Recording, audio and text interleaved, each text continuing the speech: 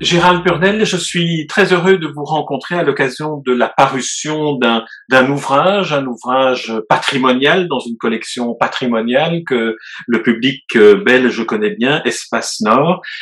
Cet ouvrage est consacré à 20 ans de poésie, porte le titre Une poésie de 20 ans.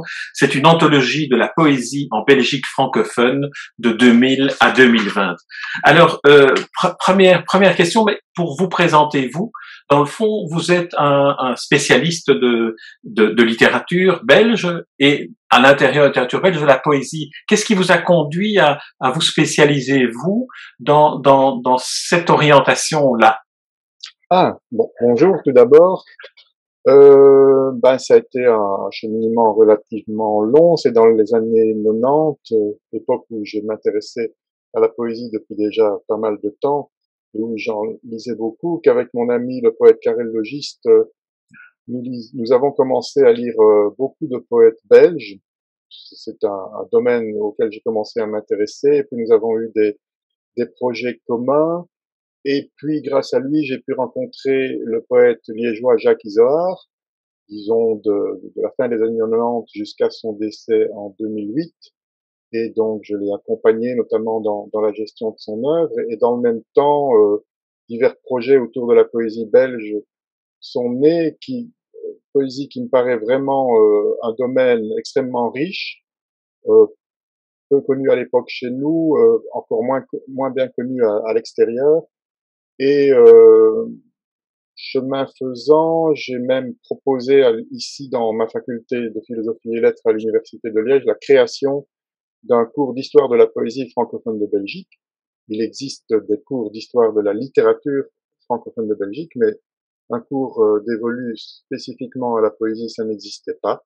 Voilà, donc j'ai inventé la chose et j'ai commencé à écrire sur la poésie, sur certains poètes et toujours avec Karel Logiste, au début des années 2000, nous avons créé une collection patrimoniale qui n'est pas Espace Nord, une collection beaucoup plus institutionnelle et plus ancienne, mais une collection qui s'appelle A et qui est publiée par les éditions du Taillis-Pré, qui est vraiment patrimoniale parce qu'il s'agit de faire découvrir ou redécouvrir des poètes décédés, parfois depuis longtemps, et plus ou moins oubliés. Donc c'est une des entreprises auxquelles je me suis livré pour la littérature, ou plutôt la poésie francophone de Belgique, qui est maintenant un de mes domaines principaux et peut-être même mon domaine de recherche, de travail, d'activité éditoriale. Les éditions du Taillis-Pré qui ont été créées, qui sont dirigées par Yves Namur, qui est un des poètes dont vous avez choisi un ou deux poèmes, si je me souviens bien, dans votre anthologie. Alors, petite question annexe aussi, parce que là, vous avez un peu raconté la chronologie, disons, de votre attachement à la poésie.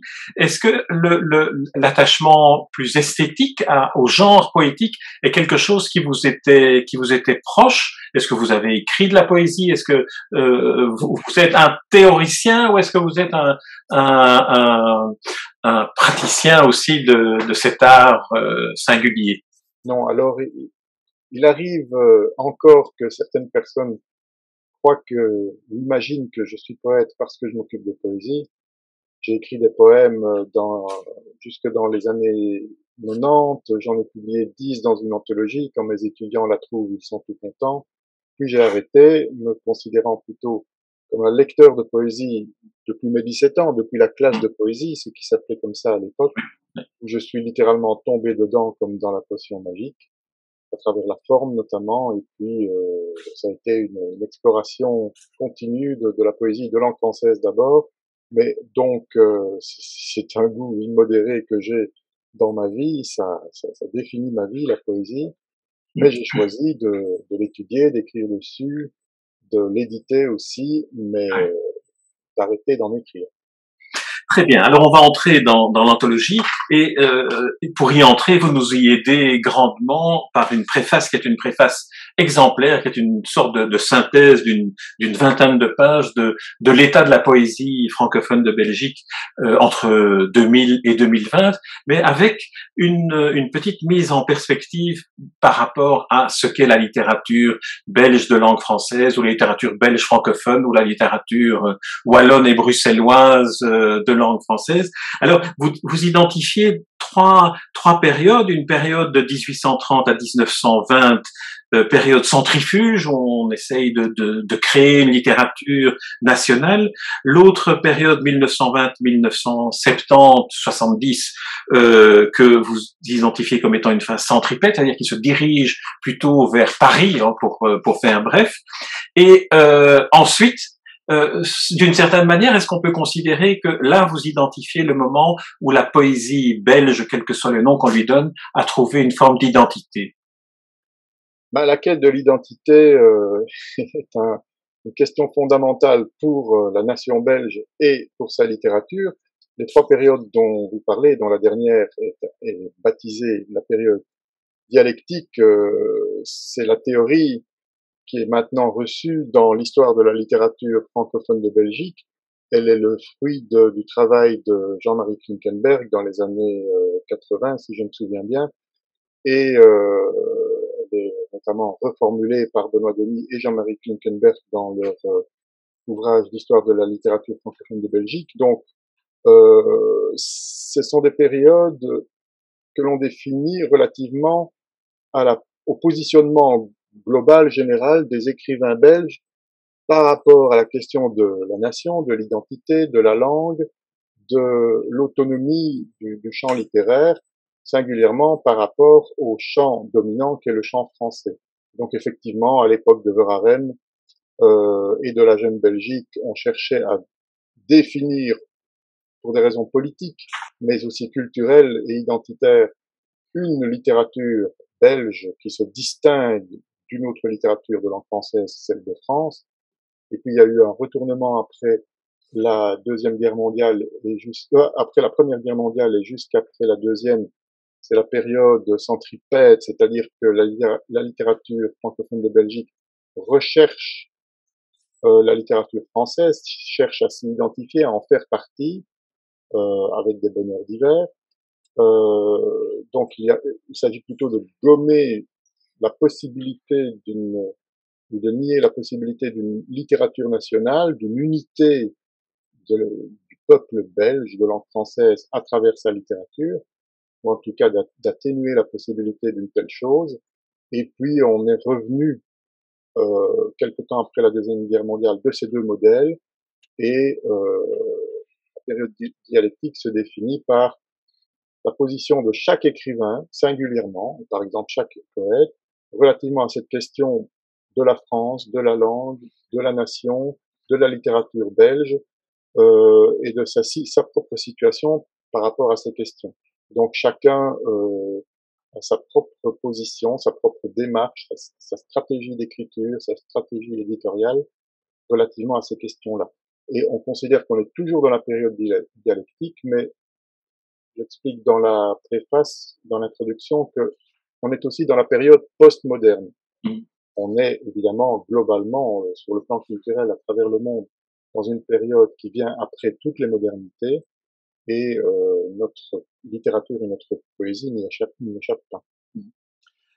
Vous avez une manière très claire et en même temps très développée d'identifier les différentes formes de lyrisme, ce qui, d'une certaine manière, vous permet de définir aussi ce qui est peut-être la première question que j'aurais dû vous poser ou pu vous poser, qui est: qu'est-ce que la poésie d'une certaine manière? Qu'est-ce que ce langage poétique? Et qu'est-ce qu'un auteur ou une autrice poète, dans la mesure où il s'agit pour une part du rapport de l'auteur ou de l'autrice à elle-même, de la place de l'auteur et du poème dans le monde, et aussi du rapport à la langue, qui sont peut-être finalement les trois axes dans lesquels on peut placer la poésie, plus singulièrement le lyrisme. Alors, à cette question des différents lyrismes et des trois positions du poète par rapport à lui, par rapport au monde et par rapport à la langue, est-ce que vous pourriez tenter d'identifier ce qu'est la poésie et ce qu'est la poésie belge aujourd'hui? Bah, la définition de la poésie et de ses différents possibles est une question extrêmement complexe. Elle était simple jusqu'au XIXe siècle. Elle est devenue quasi insoluble, ou en tout cas extrêmement compliquée depuis Mallarmé, Rimbaud, depuis le surréalisme. Euh, c'est une question qui divise et parfois oppose les poètes entre eux, et aussi les poètes et les chercheurs ou les spécialistes de la littérature. Donc, on est à la recherche d'une définition de la poésie qui nous échappe au fur et à mesure que les champs de la poésie s'étendent. Mais je dirais que la poésie est une quête, en ce sens que si on veut la comparer à des domaines parallèles, comme la musique ou l'art, par exemple, il s'agit de reproduire pour moi une démarche d'ordre culturel, intime, affectif, mais aussi social, qui consiste à produire des artefacts, en l'occurrence des poèmes, en reproduisant et en faisant évoluer, en contredisant aussi des modèles qui sont hérités. La musique peut se définir comme cela, je pense, dans un domaine formel bien, bien précis, et les arts plastiques aussi. Donc, à cet égard, pour moi, la poésie n'échappe pas à cette définition un peu floue, si vous voulez. Ce serait plutôt une description. Alors j'aurais dû utiliser Voilà. le mot description plutôt que définition, parce que finalement on est. Quant au lyrisme, vous avez raison que s'il n'est pas combattu, nié ou exclu par la modernité, le lyrisme se fonde sur la recherche d'une expression de la position du sujet par rapport à ces trois instances dont vous parliez, lui-même, le sujet qui cherche à se définir, le monde, qu'il peut décrire sans s'y impliquer, ou dont il peut décrire la relation qu'il en tire, et le langage, c'est-à-dire l'instrument commun qui lui permet de rendre compte de la première dimension, soi, et la seconde, l'autre, le monde, le réel, l'univers. Et donc, on peut dire que à l'heure actuelle et depuis toujours, la poésie est au croisement de ces trois dimensions, avec chez chaque poète un accent plus fort mis sur une des trois, ou un équilibre obtenu entre les trois. Et ça permet de comprendre pourquoi encore aujourd'hui, après plusieurs vagues de modernité souvent négatives, les poètes continuent à être, de façon moderne, lyriques, c'est-à-dire à appliquer le poème, d'abord désirer l'écriture du poème comme un besoin, comme une pulsion quasiment, et à faire servir le poème à l'expression de cette relation au monde et au langage. J'aimerais revenir à vous dans la démarche cette fois-ci du lecteur expert en poésie, en particulier en poésie belge. Lorsque vous recevez un recueil ou un manuscrit d'un poème, qu'est-ce qui, selon vous, détermine le rapport que vous allez avoir en tant que lecteur avec le texte qui vous est proposé, qui vous est soumis? Est-ce que c'est de l'ordre de l'émotion ou de l'ordre de l'expertise? Comment est-ce que vous gérez ces deux aspects-là? Et après, on en viendra au choix des 128 poètes. Ah, c'est une question intime que vous me posez là. Euh, je lis énormément de poésie, donc je ne suis pas bouleversé par chaque chose que je lis. Mais un recueil est d'abord un objet produit par un être humain, un poète, qui me parvient. Donc c'est un objet d'échange entre lui et moi, même s'il m'ignore. Moi, je le découvre. Et la lecture que j'en fais peut être source d'émotions, parfois très fortes. Mais après avoir lu tant de poème, chaque recueil, chaque écriture vient comme s'inscrire dans un champ, si vous voulez, dans un paysage, dans un puzzle où chacun ne trouve pas forcément sa place précise, mais une place relative, si vous voulez. Et ce qui m'importe quand je lis, disons de manière plus informative que émotionnelle, affective ou esthétique, un recueil, c'est de percevoir ce que le poète fait. Et que fait-il? Il fait quelque chose, qu'il le veuille ou non, il fait toujours quelque chose avec la poésie, c'est-à-dire que le poème lui sert à dire telle ou telle chose, à produire un objet de langage ou à rendre compte, conserver trace de son émotion, de son expérience euh, quotidienne, affective ou expérience du monde. Donc, que fait-il avec le poème, avec la poésie, et que fait-il à la poésie?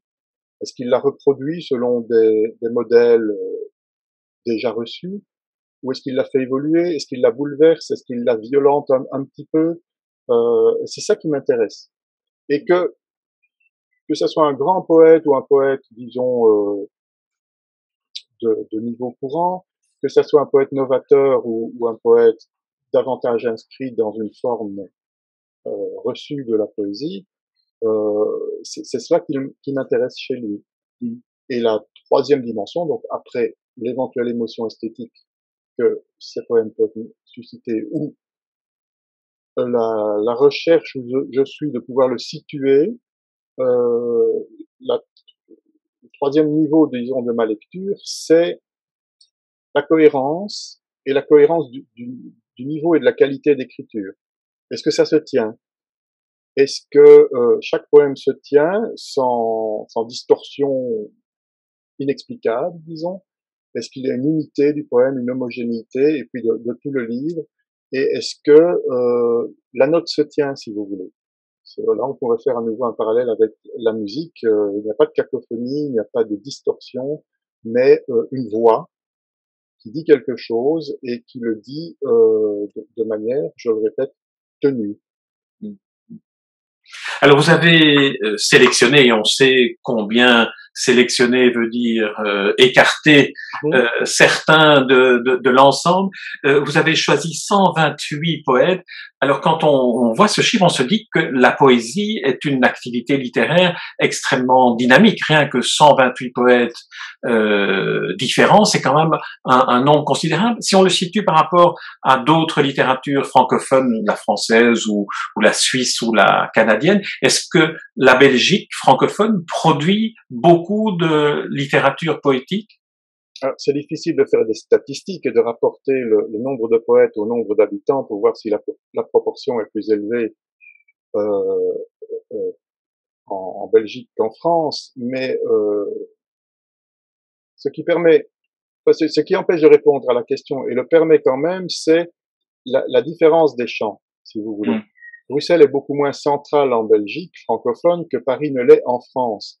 Et donc, Paris reste un centre éditorial dominant, mais davantage pour le roman que pour la poésie. En Belgique, il y a peu d'éditeurs de poésie, ce sont des éditeurs modestes et courageux. Euh, on a les mêmes éditeurs euh, en France, mais disséminés à travers la France. Donc, euh, d'une certaine manière, la poésie est évidemment aussi vivante en France qu'en Belgique, mais la Belgique a toujours eu la réputation d'être une terre de poètes, c'est-à-dire, selon une image un peu caricaturale, d'avoir le plus grand taux de poètes au kilomètre carré. Et je pense que ce n'est pas faux, mais il y a poète et poète, je veux dire, c'est aussi la possibilité d'accéder à l'édition qui est un facteur de démographie poétique, si vous voulez. Donc, oui, il y a beaucoup de poètes, et surtout, ce qui est intéressant, c'est de voir se succéder les générations, de voir que notre monde poétique ne vit pas sur des générations déjà âgées, mais que par vagues, avec parfois des creux, des générations de jeunes poètes, trentenaires ou même plus jeunes encore, émergent. Et moi, c'est ce qui me fascine à l'heure actuelle, c'est que la poésie continue à intéresser pour l'écriture des jeunes qui pourraient avoir accès ou choisir, étant donné la forme du monde actuel, d'autres moyens d'expression. Donc, crois qu'on peut être heureux de cette vivacité du monde poétique belge. Alors revenons au 128. Mhm. Comment avez-vous procédé concrètement? C'est une manière de répondre aux critères du choix. Est-ce que vous en aviez 300 et puis petit à petit vous en avez éliminé en vous disant je dois arriver à 128, ou est-ce que le chiffre de 128 est arrivé naturellement par la somme de tous les meilleurs? Alors, ce ne sont, ce ne sont pas les meilleurs. Les Oui, meilleurs sont dedans, mais je ne dirais pas qui sont les meilleurs. oui, Ce ne sont pas les meilleurs parce que, non, je n'ai pas fait une espèce de hit parade personnelle, ça aurait été très prétentieux. Donc, il y a pas mal de poètes qui manquent dans l'anthologie et qui auraient pu y figurer, j'en ai conscience, je ne donnerai pas de nom, mais il fallait bien se limiter à un moment donné. Donc, je suis parti d'un fichier de 1200 poètes que j'ai, mais rassurez-vous, c'est depuis 1830. Il en manque dans mon fichier. J'ai fait une première liste. Je visais 100 poètes et puis une fois que j'y suis arrivé, je me suis dit mais non, je dois absolument mettre celui-là, celle-là, et puis pour telle raison telle autre, et puis je n'ai même pas abouti à un chiffre rond, mais 128 est un joli nombre. Euh, je sais qui j'aurais pu mettre dedans. Je sais aussi qui j'ai mis dans l'anthologie, alors que ce n'aurait pas été forcément évident. Je veux dire, j'ose dire que quelqu'un n'aurait peut-être pas pensé à tel ou tel poète ou poétesse, mais il me plaisait justement de d'éviter le palmarès ou le hit parade, d'éviter le best-of de la poésie belge, mais d'essayer, avec des lacunes, j'en suis conscient, d'essayer de représenter par sélection la plus grande diversité possible, non seulement de poétique, de formes de poésie, de génération aussi, mais de positionnement des poètes dans le chant. Donc, certains sont des poètes avec une œuvre bien assise et un grand nombre de recueils. D'autres n'ont publié qu'un seul recueil, mais j'avais à cœur de les y mettre justement pour que cette catégorie-là y figure aussi. alors, il y a le choix dont on vient de parler des poètes, mais à l'intérieur de l'œuvre de chaque poète, comment avez-vous procédé au choix du texte ou des deux textes, trois textes que vous leur attribuez à l'intérieur de l'anthologie? Alors, tout d'abord, j'ai opté assez vite pour un principe directif euh, qui me permettait le choix, c'est de réserver à chaque poète, chacun des 128, 3 pages dans l'anthologie, ni plus ni moins. Que ça soit un poète avec l'œuvre immense de Jacques Izoard, mort en 2008, ou un jeune poète qui n'a qu'un seul recueil. Donc 3 pages me paraissaient suffisantes pour illustrer une œuvre et en donner une idée, essayer de la portraiturer et donner au lecteur l'envie d'aller voir plus loin. Euh, je pense que ça a fonctionné et ça me paraissait un principe extrêmement démocratique. Justement, ça va dans le sens de ce que je disais précédemment. Et puis ensuite, ben, j'ai d'abord une collection personnelle de poésie belge, donc je suis parti des recueils dont je dispose, j'en ai cherché d'autres. Je me suis interdit de lire toute l'œuvre de chaque poète parce que certains peuvent avoir 30 recueils à leur actif pour chercher les 3 poèmes à choisir. Je n'allais pas lire forcément des dizaines et des dizaines de pages, ça ne me paraissait pas nécessaire. Et puis ça aurait représenté une tâche surhumaine. J'ai simplement feuilleté les recueils quand je ne pensais pas à un poème précis Hmm. qui me paraissait d'emblée évident à choisir. Je feuillette, je me laisse accrocher par le début du poème, je le lis, il suscite quelque chose en moi, il me paraît représentatif de l'œuvre générale, euh, il me paraît propre à susciter l'émotion poétique, il a sa cohérence, son unité, sa tenue, comme je disais tout à l'heure, et je le sélectionne. Ce qui fait que je n'ai pas tellement eu à choisir beaucoup pour écrémer après.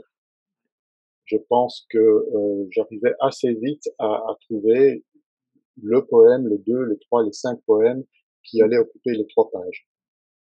Alors, dernière interrogation, dernier partage à propos du livre.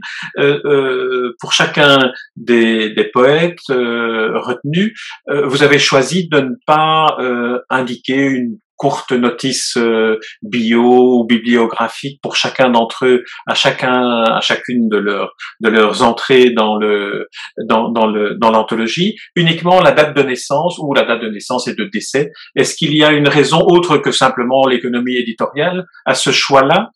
Non, il n'y en a pas d'autres. Enfin, je peux en trouver a posteriori, mais ça aurait constitué un travail assez fastidieux de trouver une information minimale et surtout, comment dire, identique ou analogue pour 128 personnes. Ouais. Parfois, il est très difficile de trouver davantage que leur date de naissance. Et puis, je pense qu'Internet permet au Voilà. lecteur de se documenter sur les poètes qui l'intéressent. Ça, mais a posteriori, je peux dire que ça participe du côté démocratique que je voulais donner à l'entreprise. Je pense que chaque poète existe dans le livre par son nom, sa position dans une chronologie. Je les ai placés dans l'ordre chronologique inverse. Pour classer des poètes dans une anthologie, on peut le faire par ordre alphabétique, mais il n'y a rien de plus arbitraire. Sinon, ce qui paraît évident, c'est de les placer dans l'ordre chronologique du plus âgé au plus jeune. J'ai fait l'inverse, ce qui permet au lecteur d'entrer dans notre poésie actuelle, contemporaine de ces 20 dernières années, par ce qu'il y a de plus récent, de plus frais, de plus jeune, de plus novateur peut-être, et de remonter le temps d'une certaine manière, de poète en poète jusqu'au dernier, qui est le plus âgé et qui aurait 100 ans actuellement. Mais Le premier est né en 1998. voilà. Le premier d'entre eux est né en Voilà, 1998. le plus récent est né en 98, et donc je pense que les notices auraient pris énormément de place, surtout si on les avait accompagnées d'une bibliographie. Je pense que tout ça est disponible sur Internet. Il y a des sites qui donnent accès à notre littérature avec ce genre d'informations, notamment un site géré par la communauté française qui s'intitule Objectif Plume.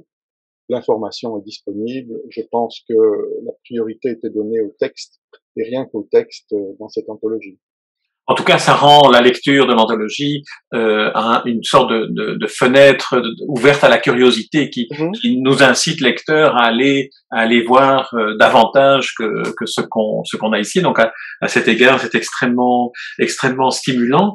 Et j'aimerais terminer cet entretien en vous demandant quels sont les échos que vous avez déjà eus suite à la publication qui date d'il y a quelques semaines, si pas quelques mois, des échos des poètes et des échos des lecteurs.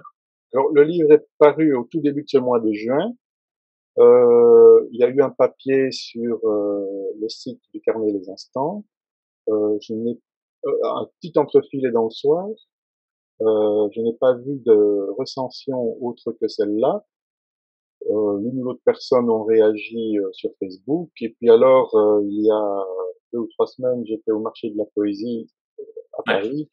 J'ai croisé pas mal de poètes qui étaient heureux d'être dans l'anthologie, et qui, pour ceux qui l'avaient lu, appréciaient l'introduction, par exemple. Oui, mais ça, je la recommande à tous ceux qui nous écoutent et qui nous lisent. C'est un modèle parce que ça tient en une vingtaine de pages et on a une vision tout à fait passionnante de ce que sont ces 20 années de poésie. J'ai essayé effectivement cet exercice difficile de faire un état des lieux ou une description de cette poésie. La difficulté était le risque était dans le fait d'accrocher une étiquette à chaque poète ou de les placer dans des cases, vous voyez. Alors que à peu près tous, ils ont une œuvre, même mince, qui est extrêmement diverse. Ils n'écrivent pas toujours le même poème.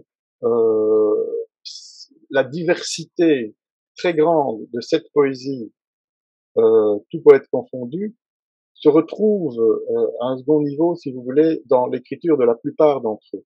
Ils ont chacun leur langue, leur poésie, leur patte, mais ils ont une inventivité poétique très développée et C'était ça, à la fois l'exercice périlleux de choisir dans leur poésie, et puis de caractériser en quelques mots, voire en un seul mot, la poésie de chacun dans cette introduction. Donc, jusqu'à présent, ça passe bien, les poètes se reconnaissent dans ce que je dis d'eux, même brièvement, donc je suis content. Très bien, eh bien, nous partageons ce contentement et j'espère que beaucoup de celles et ceux qui nous regardent et nous écoutent s'intéresseront à cette anthologie de la poésie en Belgique francophone de 2000 à 2020. Voilà, mais elle sera sur le site, elle sera sur le site, voilà. Anthologie de la poésie en Belgique francophone, précédée d'une préface magnifique, en même temps érudite, lisible et qui donne envie de poursuivre la lecture et d'aller à la découverte des auteurs qui figurent dans le recueil sous forme de 2 ou 3 pages de poèmes pour chacun et chacune d'entre eux et d'entre elles, s'il faut parler en multi-genre. Merci beaucoup Gérald Purnell et à très bientôt peut-être pour une prochaine anthologie avec ceux et celles qui manquent. Pourquoi pas. Merci beaucoup en tout cas, merci.